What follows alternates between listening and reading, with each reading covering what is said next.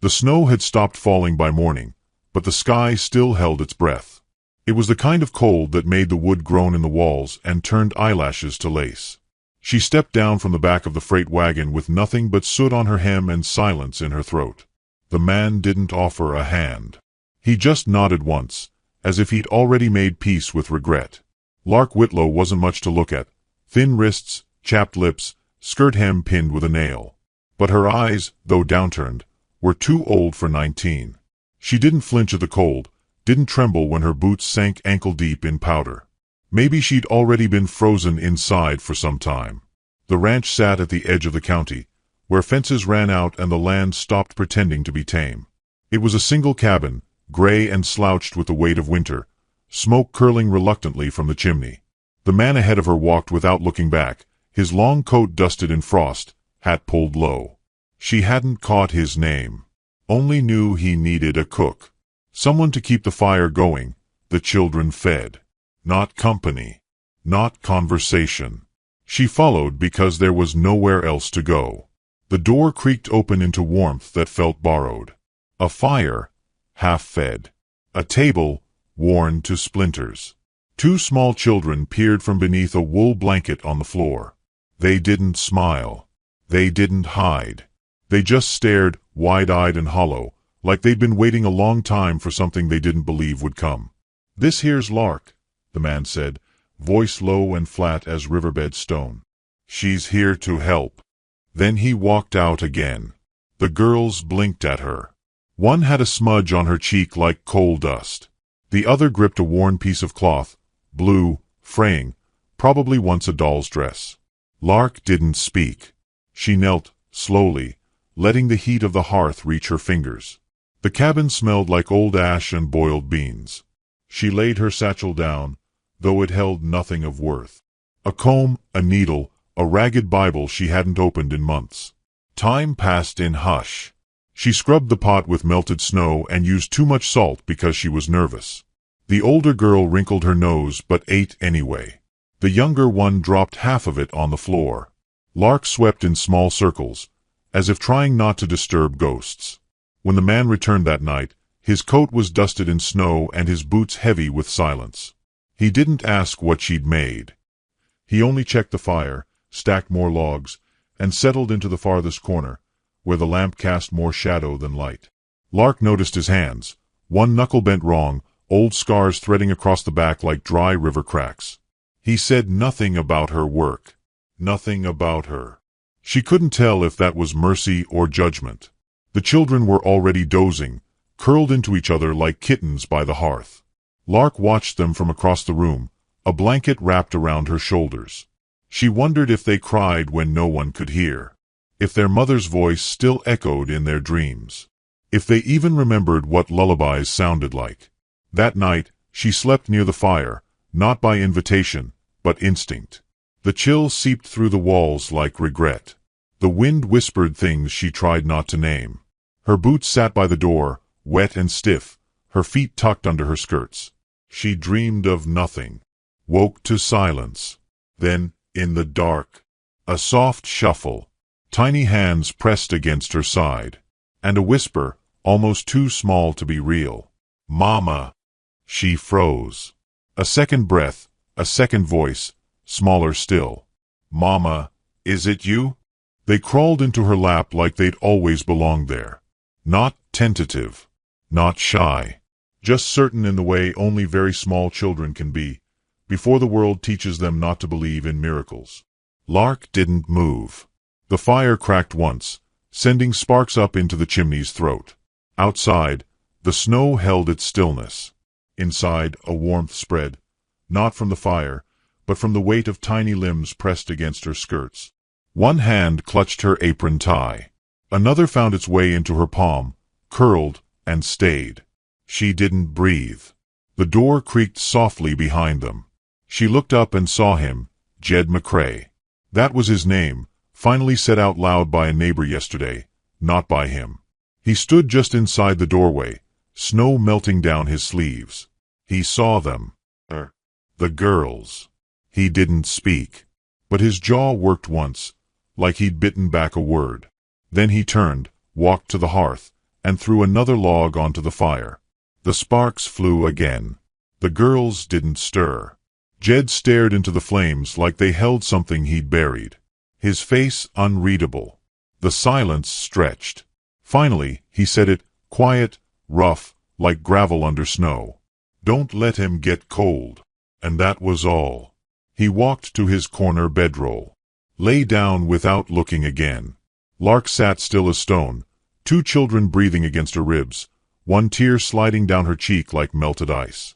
She didn't know if it came from fear or something deeper, something dangerous and soft. Maybe she didn't belong anywhere. Maybe she was just a cook, a name hired from a freight wagon. But tonight, someone had called her Mama. And no one, not even the silence, had said otherwise. By morning, the girls had gone quiet again, like the night had never happened. Lark rose early, still wearing yesterday's ache in her shoulders. The hearth had burned low, and the floorboards bit cold through her socks. She moved carefully, not wanting to wake them, not wanting to move at all, really. There was a tremor in her hands she couldn't blame on the cold. The kettle had frozen halfway through. She set it on the coals, trying not to rattle the iron, trying not to remember how soft their bodies felt against her skirt, how the word Mama had broken something she didn't know still needed breaking. Jed wasn't inside. His bedroll lay folded with clean precision, the way a man does when he's used to leaving things behind. She peeled potatoes in silence. Her breath hung in the air. The oil hissed when she dropped the slices in the pan, sharp and accusing. The girls stirred near the fire, one thumb sucking, the other blinking like a cat in sunlight. No one spoke. When Jed returned, his boots were soaked, his collar crusted with ice. He set down a bundle of firewood and nodded once. At her, at the pan, at nothing. Lark didn't ask where he'd been. He didn't ask if she'd slept. They lived like that, between silences, until the sun sat high enough to melt the icicles from the eaves. The older girl toddled toward her while she was sweeping the ash box. Hair sticking to her cheek, cheeks pink with sleep. She held out a small strip of flannel. "Her name's Desi," Jed said from behind. "That one." Lark turned, unsure whether she was meant to reply. "She don't talk much." The littler one, Unia, she don't talk at all. Not since spring. Spring. That word landed heavy. Lark just nodded. She took the flannel, tied it into a loop, and gave it back to the girl with the kind of care you save for things that can't be fixed twice. Later, she found a chore to do outside just to shake the cabin from her skin. The wind scratched at her neck like it had claws. But the sun was stubborn, trying to warm the rooflines, the fences, her spine. She hung wet linens on the crooked clothesline, fingers stiff and red. The path to town was just visible beyond the rise. She could see the tips of the church steeple and the tin roof of the general store. Somewhere in there were mouths that whispered. People who thought they knew things about her. Back inside, the girls sat close to each other, playing with a cracked wooden block. They made no sound, but their eyes flicked up whenever she passed, like they were memorizing her shape. Lark swept again. Folded the blankets. Stirred the stew. She needed to move. Stillness felt like exposure. When the stew was ready, Jed didn't speak. He chewed slow, jaw tight. Lark counted the swallows, the way he held his fork like it was a tool, not a comfort. "I'll need to go to town tomorrow," he said finally. She looked up. "We're low on flour and lamp oil." "I'll go," she said, surprised at her own voice. He looked at her for the first time that day. Not just through her, but at her. His brow creased, not from suspicion, but something close to concern. "You sure? I need the walk." He hesitated, then gave a slow nod. "Take the girls in the sled if you need. Or not. They'll be fine here." That night, when the girls curled near her again, Lark didn't pretend not to notice. She wrapped the smallest in her shawl, brushed the older one's hair back with fingers that remembered the way her sister's hair once felt before the fever. She didn't cry, but her body ached like it wanted to. The next morning, town was dusted with sleet and slush. Her boots slid on the boardwalk, and the wind didn't wait for invitation. She kept her eyes low, the basket tucked close to her side. Every door she passed seemed to carry a hush. Every window held someone watching. Inside the general store, it smelled of tobacco and kerosene. Mr. Blanton didn't speak more than was necessary. The woman next to her sniffed loudly and moved her parcel to the other side. At the register, the clerk raised a brow. "New handover at McCrae's?" Lark nodded once. "Figured. Didn't take him long to find another one." She said nothing, just counted her change. But her ears rang with it all the way back to the cabin. She didn't mention it to Jed. Not when he asked if she got everything. Not when he brushed snow from his hat and offered to split kindling. Instead, she made bread that evening, let the girls help knead the dough. Unia stuck her whole hand in the flour. Desi laughed, and the sound nearly startled her.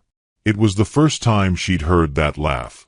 It struck like sunlight after a cave. Jed looked up from the chair where he was sharpening a blade.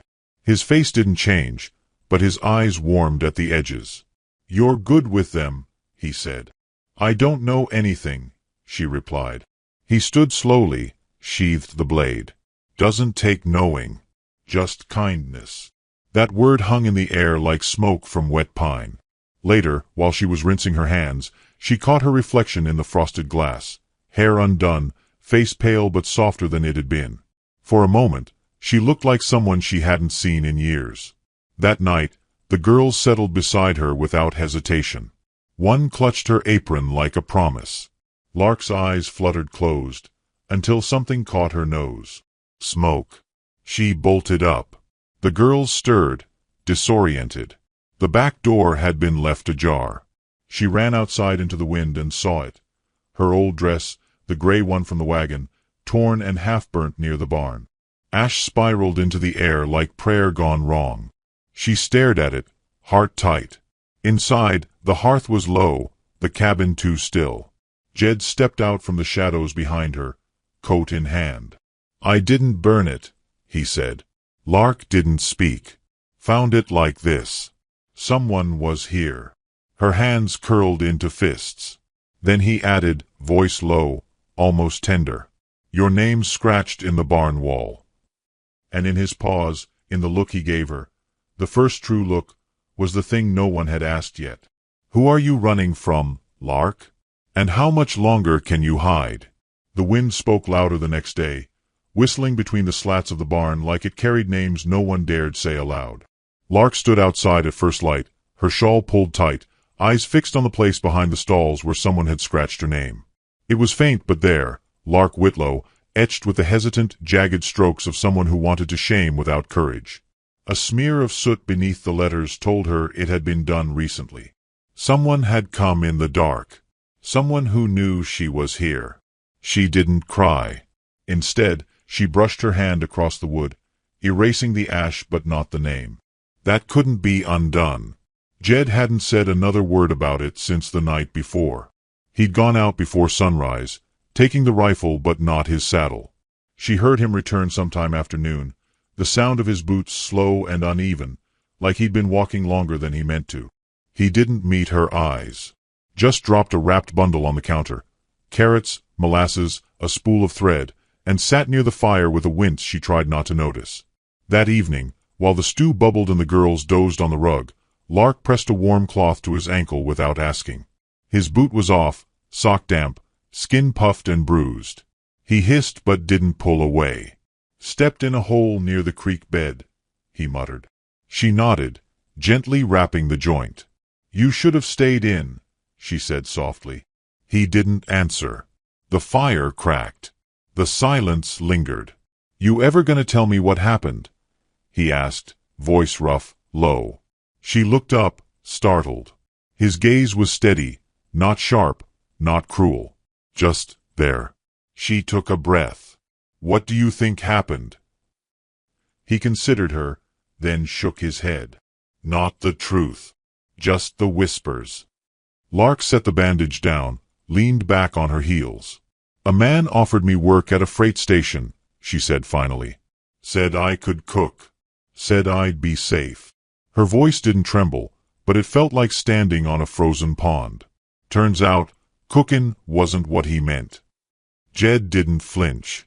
I left before he locked the door. Walked 4 nights in my stockings. By the time I got to Carter's Ridge, they said I looked like something the crows spit out. I slept behind a saloon 2 nights. Someone must have seen me. Must have told your judge I was available when he asked for help. He said nothing, just watched her. And in that watching, there was no pity, only a quiet sort of respect. Like a man looking at a tree still standing after too many storms. I don't want your girls calling me mama, she whispered. They already do. I'm not that.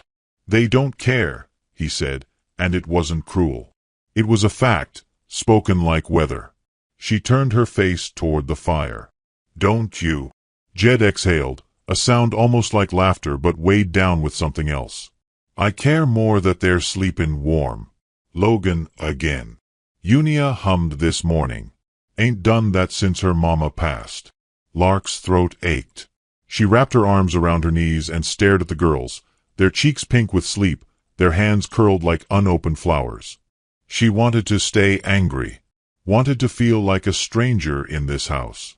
But something about the quiet here made space for things she hadn't let herself feel in years. Later, Jed handed her something small wrapped in cloth. What's this?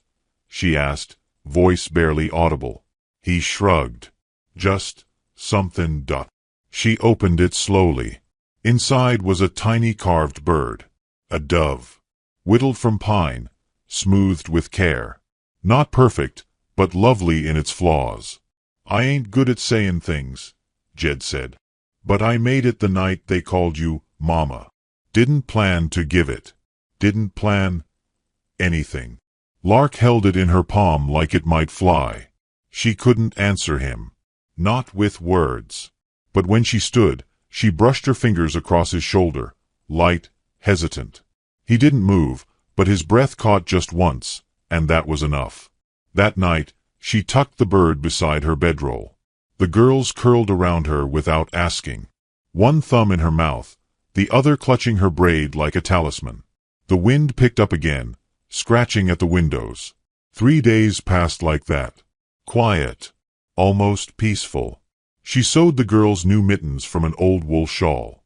Desi tried to help, pricking her thumb but proud of it. Jed stayed indoors more with the ankle. They played card games by lantern light, badly and without rules, and something like laughter lived between them. But peace never lingers long when a woman's name is scratched on wood. It happened on the 4th morning. A rider. Not fast. Not loud. Just steady. A stranger on a dun horse, wrapped in oilskin, face shadowed by a bowler hat. Lark saw him from the window and froze. Jed came up behind her. You know him. Her fingers twitched. His name's Dobbins. He worked freight down in Baxter. Called himself a trader. Jed's voice darkened. One of the ones you ran from? She nodded, throat too dry to answer. Outside, the man didn't dismount. Just sat easy in the saddle, like he had all the time in the world. Jed stepped forward, pulled the rifle from the wall. You stay inside. No, she said, surprising herself. He looked at her. I ain't hidin' anymore. She stepped onto the porch before he could stop her. The cold bit her instantly, slicing through her skirt like teeth. But she stood straight, hair in a braid, chin high. The man tipped his hat. Heard you were workin' again, Lark. Missed you down south. Jed stepped behind her, silent, rifle low but ready. State law says runaways owe debt, Dobbins said, eyes never leaving her. She's marked as property on my ledger. What say you hand her over, and I don't raise hell with the sheriff? Jed's voice came like thunder through a canyon. She ain't property. She's a person. Dobbins sneered. Not what the record says. She's stayin', Jed said. That's all you need to know. Lark's hands trembled, but she didn't step back. Hell's comin' for you both, Dobbins spat. And it's got paperwork. He turned the horse with a jerk and rode off through the snow, not fast, just certain. When he disappeared over the rise, Lark felt her knees weaken. Jed caught her by the elbow. She didn't cry, but she whispered, "He's not done." Jed didn't say anything, just tightened his grip and led her back inside. And that night, when the girls curled against her ribs like they'd always belonged there, Lark stared at the wooden bird beside her bed. The wind outside carried more than names now. It carried warnings. The frost came deeper that week, harder, tighter, like the sky had clenched its fists and refused to let go. Snow blew sideways, and the wind no longer whispered, it howled. Every plank of the cabin groaned, every hinge moaned, and every breath inside had weight. Lark didn't sleep much. Neither did Jed. He kept the rifle loaded now, near the stove, close enough that even the girls noticed. Unia began to hum again, small, tuneless, like a bird singing to hold the silence back. Lark listened to that hum more than she listened to her own thoughts. It reminded her there was still something soft in the world. Then came the boot prints. Jed found them early, at the edge of the barn, fresh in the snow. Just one set, circling. No horse, no wagon. Whoever came had done so on foot. Quietly. "They're watching," he said. Lark nodded, a knot twisting in her gut. She said nothing aloud, but the fear was alive now, moving inside her like cold water. This time wasn't like before. This time she wasn't alone. That evening, the firewood stack had been tampered with, rearranged. A sign, maybe. Or a message. Jed didn't say much, only paced the floor while the girls played with their wooden spoon dolls, unaware. "Sheriff's comin' out in 3 days to check the ridge fence," he said finally. "We wait till then. He's lawful. Might make Dobbins back off." Lark stared into the fire. 3 days is a long time when you're hunted. Jed looked over at her, and the flicker of firelight caught something new in his eyes, not just protectiveness, but conflict. A quiet war between what he wanted and what he feared wanting. "We can run," she said softly. "Leave tonight. I've done it before." "I ain't leavin' my home," he replied. "Not for him. Not for anyone." Lark's voice trembled. "You'd risk the girls?" Jed stood, crossed the room, and knelt beside where Unia slept in her arms. He pulled the blanket over her gently, like he was touching something holy. "I'm riskin' the kind of life they deserve. One with roots. One that doesn't run every time a man raises his voice." Lark said nothing more. The wind outside sounded like teeth. They didn't speak the next day unless they had to. Jed chopped wood too long, too hard. Lark sewed a patch on Unia's mitten with fingers that wouldn't still. The girls painted melted snow on the windows with the tips of their fingers, humming together now, both of them. When dusk came, Jed didn't light the lamps. They sat in half-shadow, the fire their only glow. Lark's heart beat too loud. Something in the air felt brittle, like the cold had reached the inside of things. Then a knock. Not loud. Not hard. Just 3 knocks. Measured. Hollow. Lark's breath caught. Jed was already moving, rifle in hand. "Get the girls behind the stove," he said, voice low. She didn't hesitate. Desi clung to her, confused. Unia didn't cry, just pressed her face into Lark's chest. The door creaked open. The cold rushed in like a stranger. Dobbins stood in the doorway, wide stance, thick coat, gloved hands resting too casually at his belt. "Didn't mean to wake the babies," he said, grinning. "Just need to settle what's mine." Jed's voice came like stone. "You need to turn around." Dobbins shrugged. "You've had days to think. She owes me. Contract signed in Baxter. Theft of labor. That's the law." "There's no law that gives you a woman's soul," Jed growled.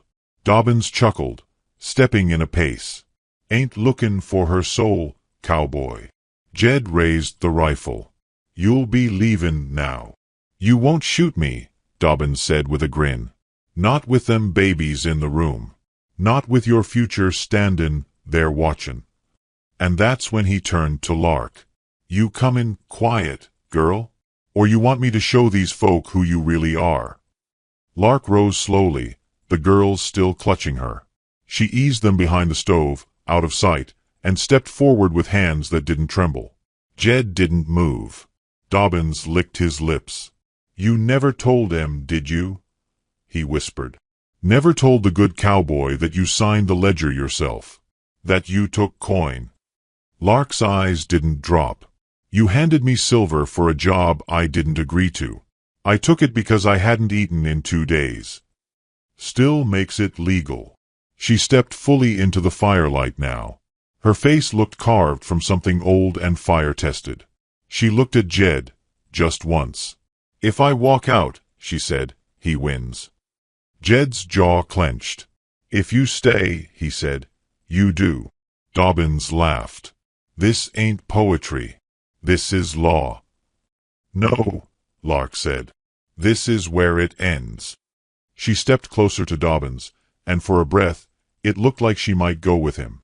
But instead, she reached up slowly, took off her shawl, and wrapped it around her own shoulders like a mantle. Then she looked the man in the eye and said, "You don't get to use my name again." And with that, she turned her back on him. Dobbins moved to grab her. But Jed was faster. The rifle didn't fire. It didn't need to. Jed slammed the butt end into Dobbins' chest with a sickening thud. The man hit the wall hard and slid to the floor, gasping. Jed pressed the barrel to his chest. "You come back here," he said through his teeth, "and I'll forget how much mercy my daughters need to see in me." Dobbins coughed, wheezing. "This ain't over." "No," Jed said. "It's finally startin'." They let him crawl out into the cold. He didn't look back.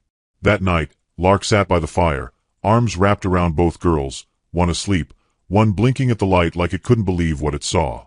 Jed stood at the window, rifle still in hand. "You still runnin'?" he asked without turning. "No," she said. "I'm choosing." The wind had stopped. The silence that followed wasn't empty. It was earned. And when the fire burned low, and the girls were laid safe in their bedrolls, Lark walked over to the small box where she kept her few things and placed the wooden dove inside. Not hidden, just resting, and whispered, so softly it was more for the wind than for him, "I think I'd like to stay." Which city are you watching our video from? Please leave a comment. Please subscribe to the channel as well. Thank you.